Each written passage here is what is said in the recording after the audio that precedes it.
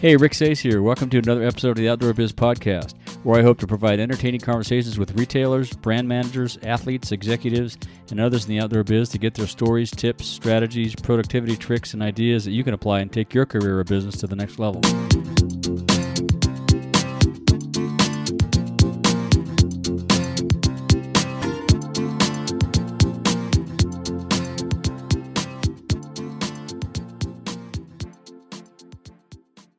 All right, this next episode is my conversation with Mary Maliff. Mary has been a recruiter in the outdoor biz for a few years and also has a lot of experience as a river guide.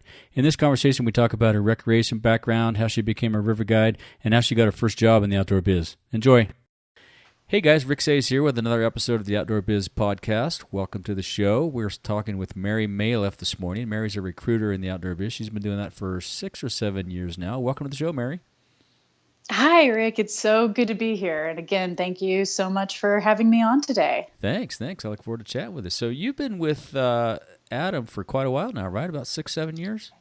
Yeah, actually going on 7 years this summer. Been working with Adam there over at the Forest Group. Yep. Wow, that's a long time, huh? It is. It really is. And I will say time has been flying by really quickly. We were just actually trying to figure out how long I'd been there and come to find out I now win the longest standing employee for him there over their award. Wow, That's cool. Good for you. Yeah, thank you. And before that, you were a river guide that I see, outdoor guide of some sort? I was, yes. I actually have a long-standing passion for the outdoors. And right before coming over to be a recruiter, I actually just accidentally fell into the whole recruiting gig, but come to find out being a river guide and outdoor educator has a lot in common with being a recruiter. I mean, I'll start off by putting a plug in for all my old river guide friends. Right. Anyone who wants a fabulous employee, hire a river guide. I mean, if you think about it, part of our job is just managing expectations and getting to know people. You get thrown into a raft with sometimes 6 strangers, some of them know each other, some of them don't, and we have to get them down the river safely, but we also have to do entertaining them. But it's all about really, reading people, assessing where you've got these gung-ho folks that are going to not listen to you because their adrenaline pumps in and they're going to paddle through all the rapids, or people that are just scared shitless. I'm sorry, I'm going to cuss on your podcast, but scared and might not want to listen. So it's all about just getting to know people and assess folks on teams. So you know what? That we tell really, really good stories. So hire a river guide. Yep, I was a river guide for 6 years on the Kern River, and you really learn a lot about analyzing people, and like you say, having to get a people 4 or 6 group of strangers to work together so that everybody. I used to tell everybody, you guys all think your lives are in my hands. It's the other way around. My life is in your hands. Yes, and I want to make it to dinner tonight and a cold beer, so let's all work together. Yeah, exactly. Yeah, that's cool. And you also have a rec degree. I have a rec degree as well, 2 of them actually. So you went to school. Oh, that's great. Yeah, Texas. Right? I did. I am a Texas native, born and bred. I was one of the lucky few that happened to get out there, but I went to school down in San Marcos, Texas, right outside of Austin. And actually, I'll tell you, I could not believe when I found out that there was a degree in recreation administration.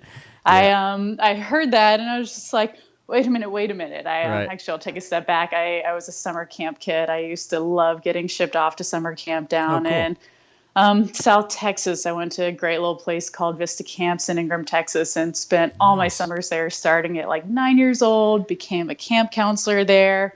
And then, going to college is like, man, I would love to just run my own summer camp one day. And then come to find out they have a degree in just that. And I thought that was phenomenal. And I also got into a little bit of therapeutic recreation, but just really, really enjoyed that was an option. Yeah, I did the same thing. I actually went to school for architecture and, promptly flunked out because I was bored with all the, general ed stuff, and went back to a JC to get my grades up, and then discovered, wait, they have a degree in outdoor recreation? I'm doing that. I know. These things they don't tell you when you're in primary school. They can really help broaden the horizons and show what's possible out there. Yeah, exactly. So was your first job at an outdoor camp then?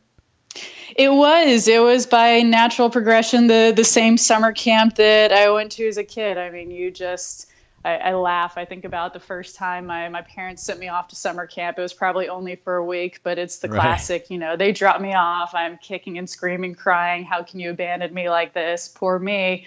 To where they come and they try and take me home, and I'm kicking and screaming like, no, I don't want to go home with you. I want to stay here forever. Nice. So in no time at all, they were sad because I think it backfired. Instead of just getting rid of me for a couple weeks over the summers, I would go for a month to 2 months every summer just because it was one of those good old classic summer camps. I mean, horseback riding, Yeah, yeah. archery. It was right on the Guadalupe River, so Oh, canoeing, canoeing. Yeah, rope cool. swings, Yeah, just playing outside. So that's it awesome. was really fun to hang out there, and then just naturally wanted to keep going there because actually, even though we're adults, we're always still kids at heart, and Yeah, being camp counselor meant you just got to keep playing with your summers. that's right. You got to play for a living. It's been awesome. Yeah, good for you. Hmm. Yeah. And Yeah. how did, sorry, go ahead. Oh, I was just gonna say, and I really liked it because I happened to be proud of myself for being smart and getting a lifeguard certificate pretty quickly. So when I Oh, did there you become a go. counselor, I got to hang out on the river almost all day. Oh man, that's fabulous. So that's what cemented your love of rivers and rafting and canoeing and Yeah, I would say so. It's funny. It wasn't until I got to college and got into recreation administration that I actually found out what rock climbing was, or oh right. rafting, or some of the more adventurous sports. I quickly got involved in their adventure leading programs, Yeah.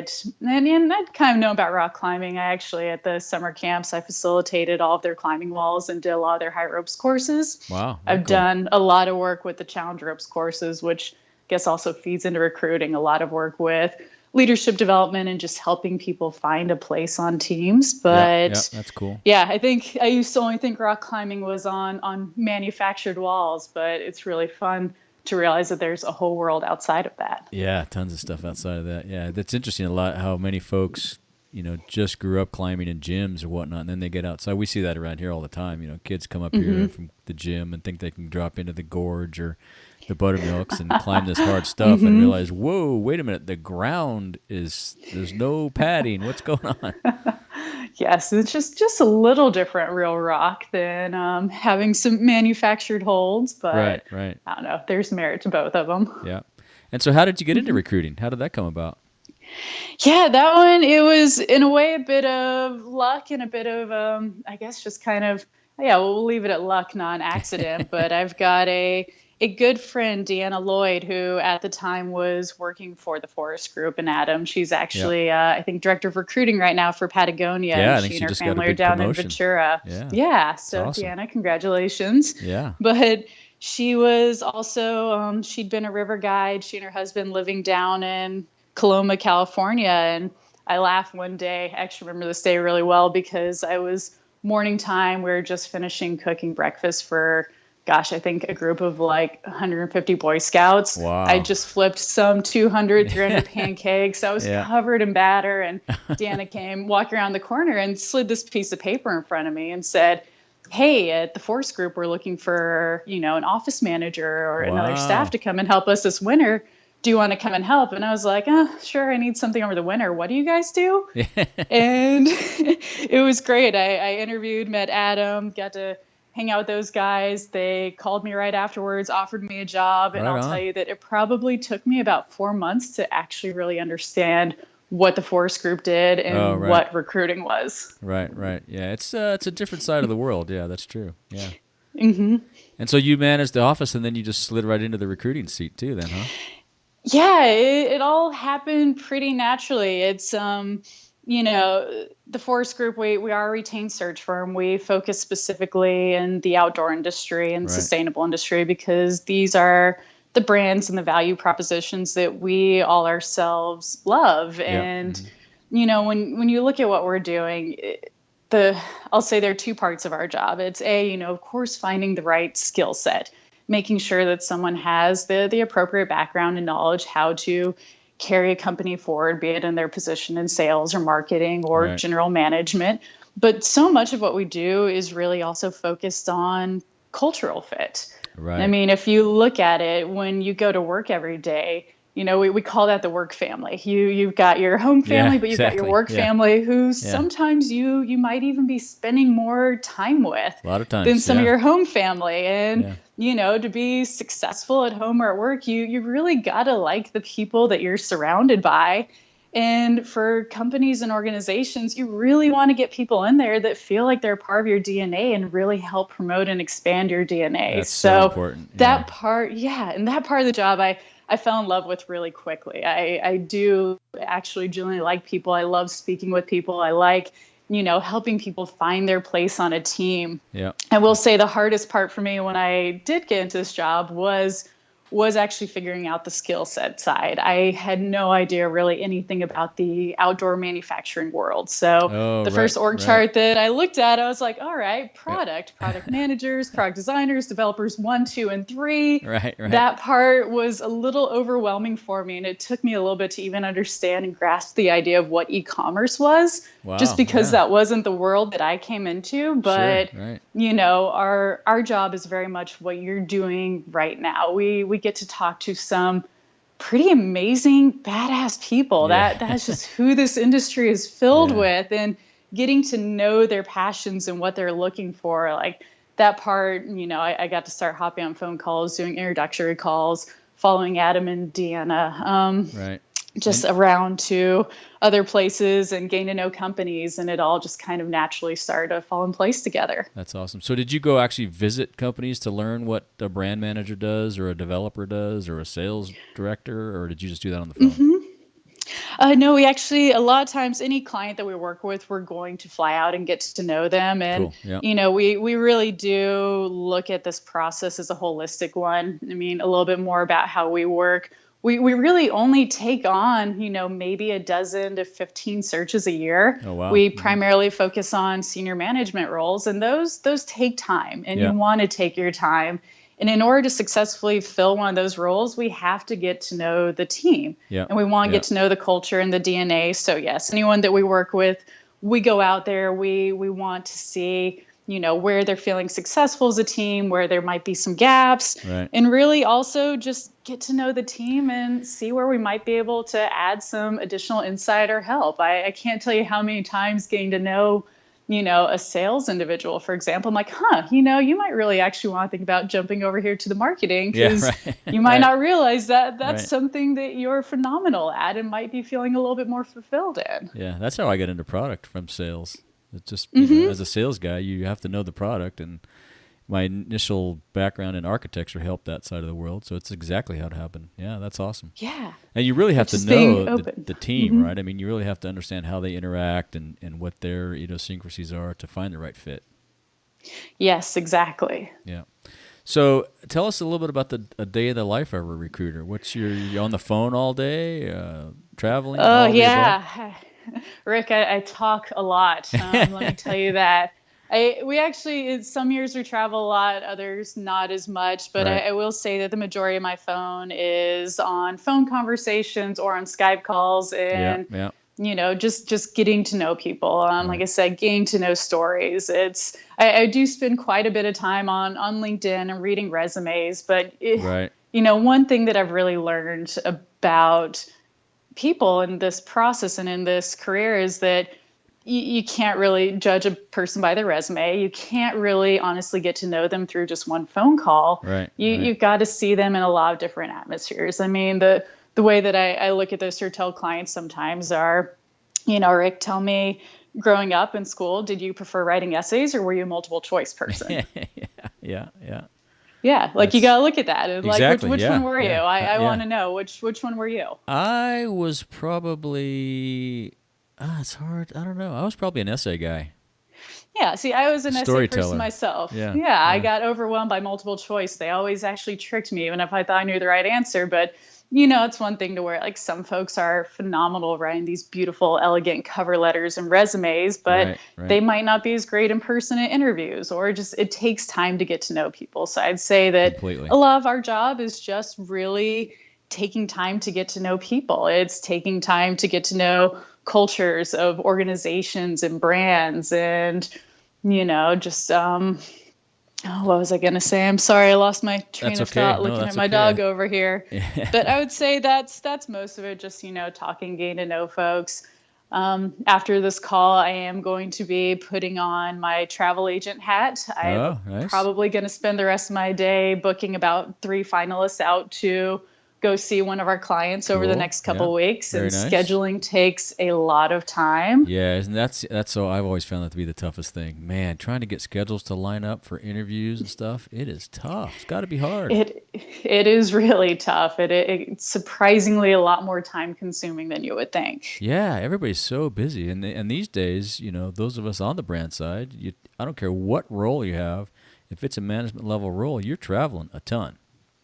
Yes. Yeah, yeah.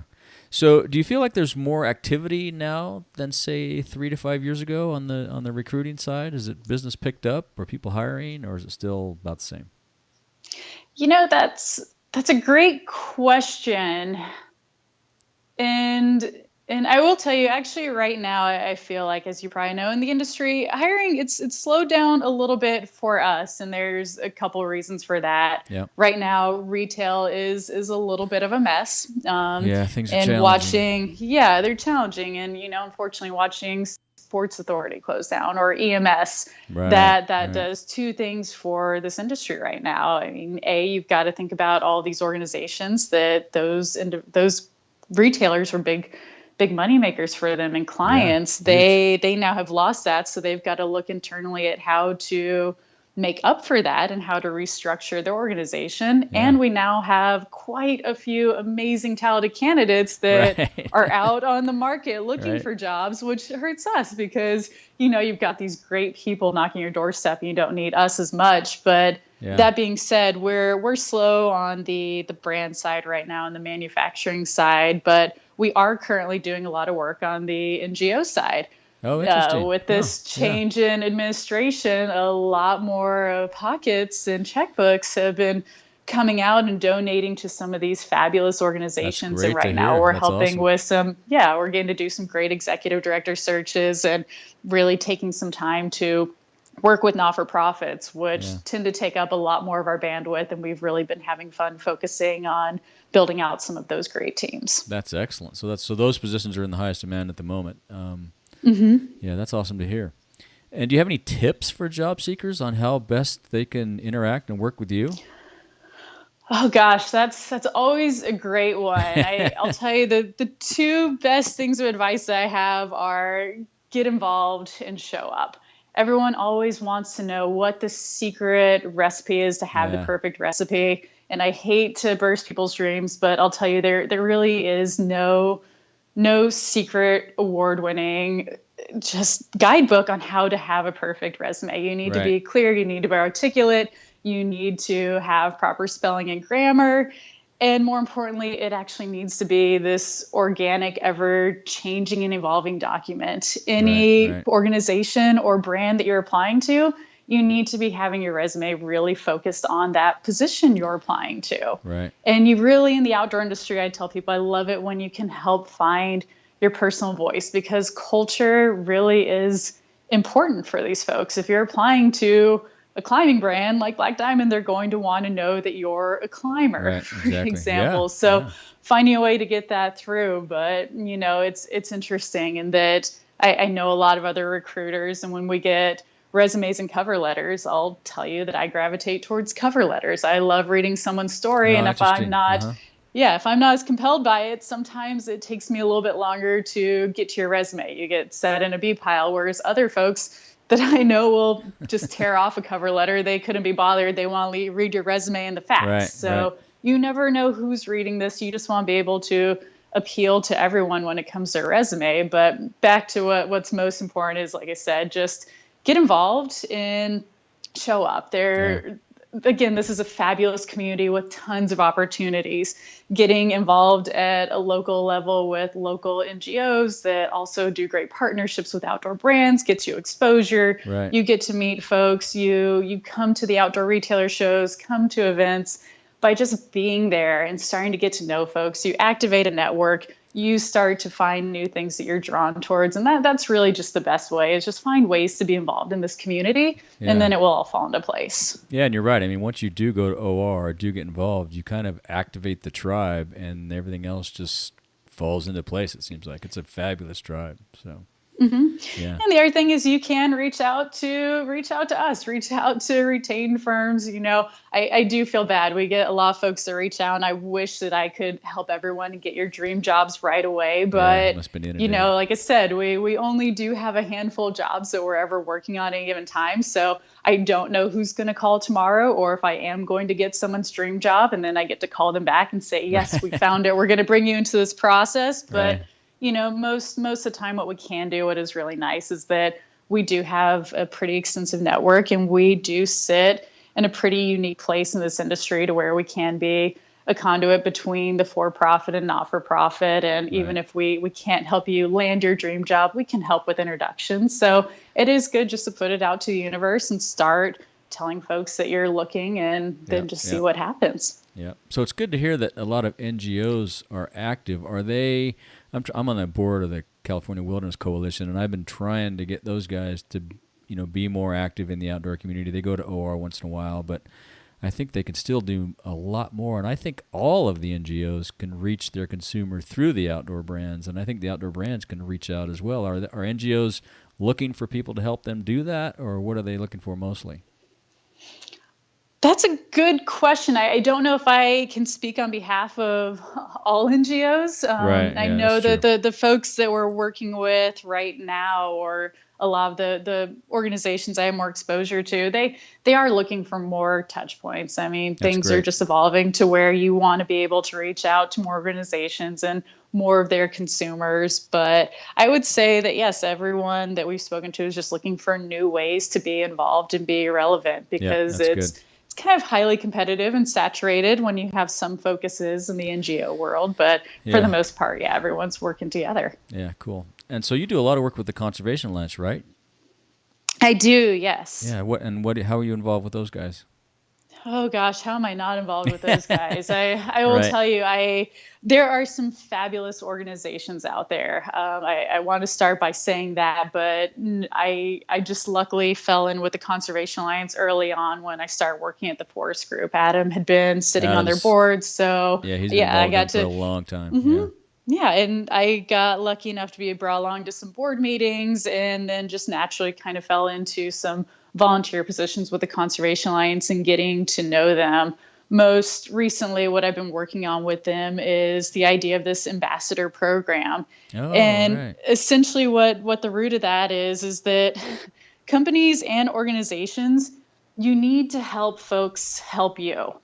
Everyone is hungry, especially right now, to really be more involved and to contribute. And it's so frustrating to not know how to contribute or how to be involved. So with the Conservation Alliance, that's one thing that we're working on is, how can we access and find these motivated, environmentally conscientious employees of these member companies that want to be a strong voice for the Alliance. They want to be involved. So we're trying to find ways to make it easier for these individuals and these brands or companies to be involved, to have their voice heard, to really help make an impact on behalf of our public lands, or, right now with this administration, maybe in taking a stand to really be, a voice for in defense of our public lands. No, that's great. It's like you're still selling a program, right? And if you don't have what you're selling packaged nice and neatly and how people can engage with you, then they just don't know how to get involved. So it's all got to be a nice, tight story, a nice, neat package. That's great to hear you guys are working on that. Yeah. And what about some other outdoor activities you participate in? You're obviously still boating. Is that right? You must be. That's correct.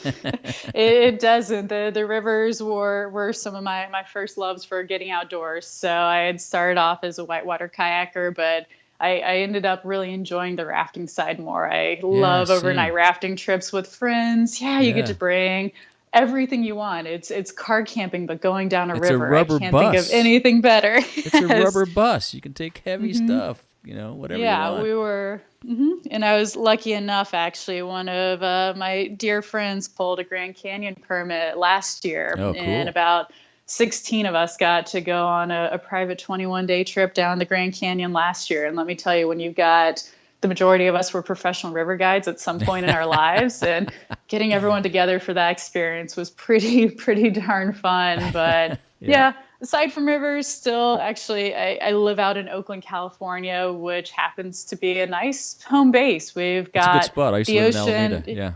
Yeah, it's beautiful out here. We've got the ocean right at our doorstep. So I've actually most recently become a surfer. We're down in Santa Cruz or up Cool. around Ocean Beach and Bolinas having a lot of fun surfing. Yeah. Yosemite is really not that far of a drive away, so I have 3 hours. gravitated more now to Yeah. outdoor climbing. And my partner and he and I love spending weekends in Yosemite and starting to Excellent. take on some of the bigger climbs. And actually, after this wonderful snow year out in California, I think I've graduated to be a bit of a novice snowboarder. Oh, very cool. That's good. Yeah. Awesome. Yeah. Lots of stuff to do out there. Yeah. Any suggestions or advice for folks wanting to get into the outdoor biz? What's the path that you see moving forward? Oh, I tell every, gosh, to get into out. Oh, go ahead. I was gonna say I tell everybody, if you can start in retail and work your way up from there, once you have that retail experience, it's sort of like river guiding. You interact with the consumer, you interact with people, you need to know the product. That's a good starting point. I do agree with that. It's such an open-ended question though, because it really just depends on where someone is Yeah, and yeah, their career journey and what their passions are. I will say you're right. Like retail is a great way to get in. If you want to start getting on the brand side and depending where you are in your career, like to be a sales rep or a tech rep right. is another phenomenal way to get exposure and start to also just look up into an organization and see what other brands you might like. I still love the idea of getting to know NGOs and volunteering for them and seeing the partners that they work with. Yeah, But, that's a good. Yeah, this again goes to where I feel like it's more on a case by case basis to really be able to give you advice on yeah, it's what definitely that proper individualistic. step would be. But I just go back to get involved and show up. And, I do laugh. Our families, I'm sure parents have passed it on to where if you do what you love, the money will come Yep.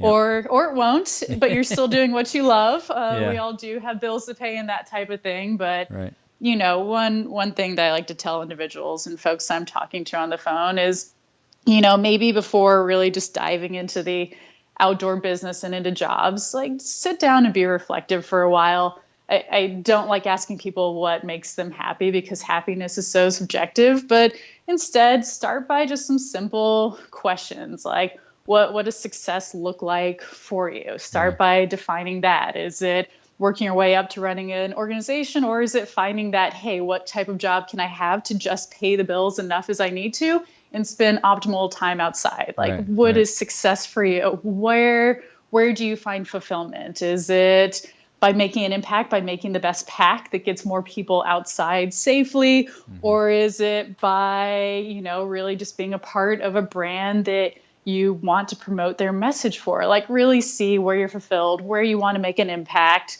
Start by just asking yourself some of those questions and, taking some time to write that out on a piece of paper. And then from there, you'll naturally start to see some pathways to start to engage with certain aspects of the outdoor industry. Right. No, that's good advice. Yeah, you got to know what makes you tick. Mm-hmm. Yeah. And do you have any daily routines that you do to help keep your sanity and health and all those things?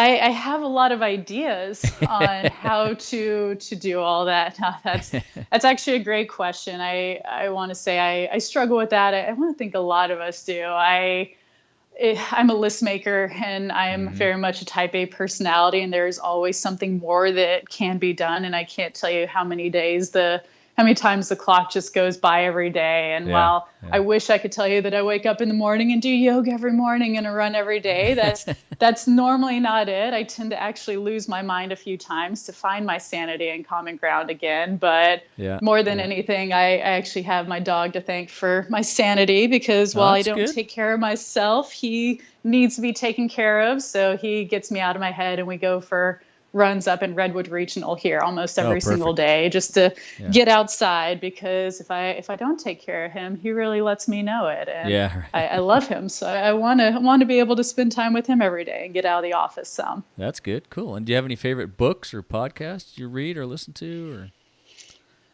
Oh gosh, that's another great question. I'll tell you, when it comes to favorite books, Tom Robbins, he's one of my favorite authors. I think I've probably read Jitterbug Perfume like 3 times. It's one of those ones where if I'm ever feeling down, that book always brings me right back around.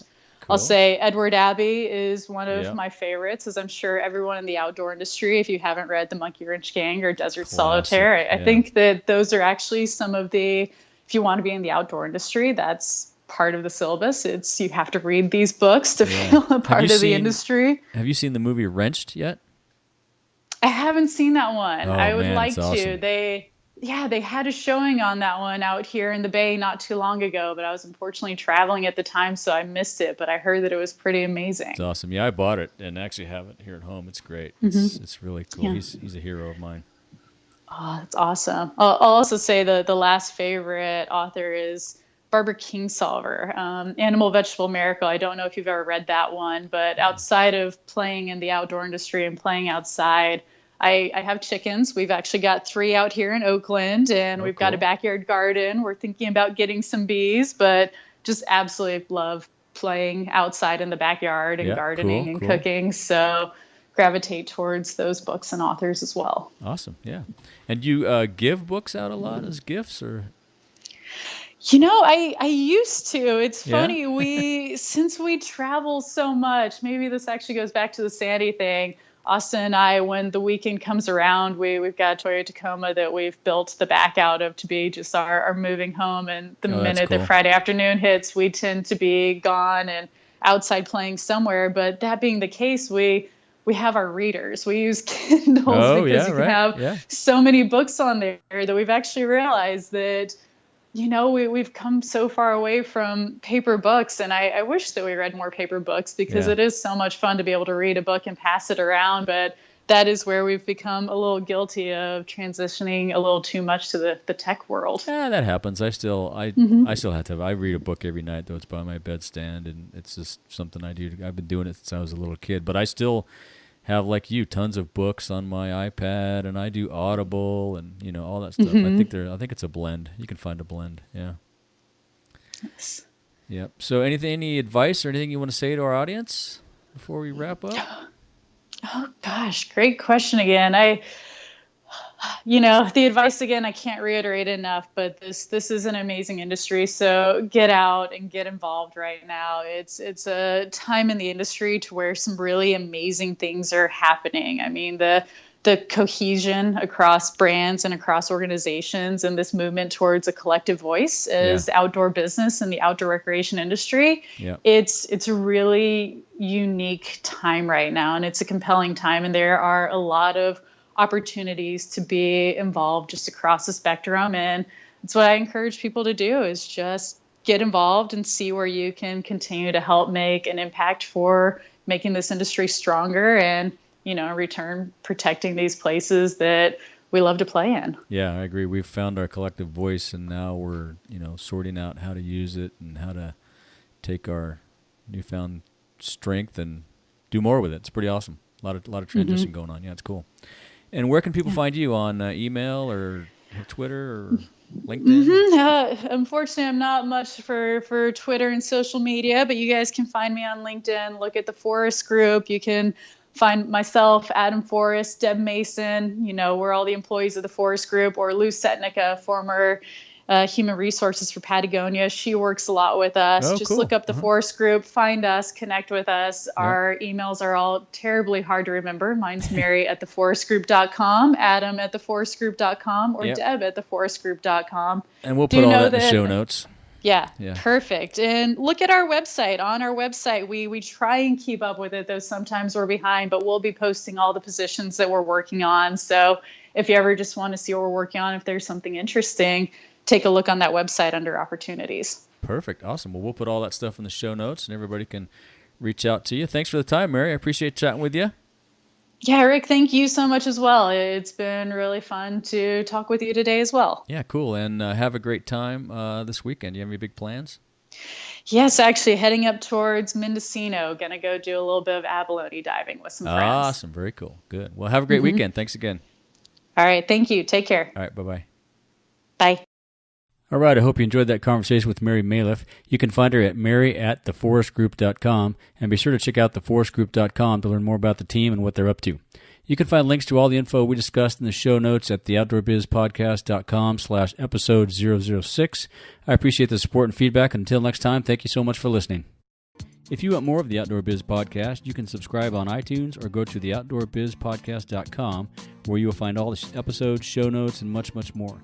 You can find me on the interwebs at ricksays.com or Twitter at rick_says, on Facebook at facebook.com/rick.says, and on Instagram at rsays_photos. Thanks for listening and for all the support, and a huge shout out to all my guests. And until next time, be sure and make time to get outside.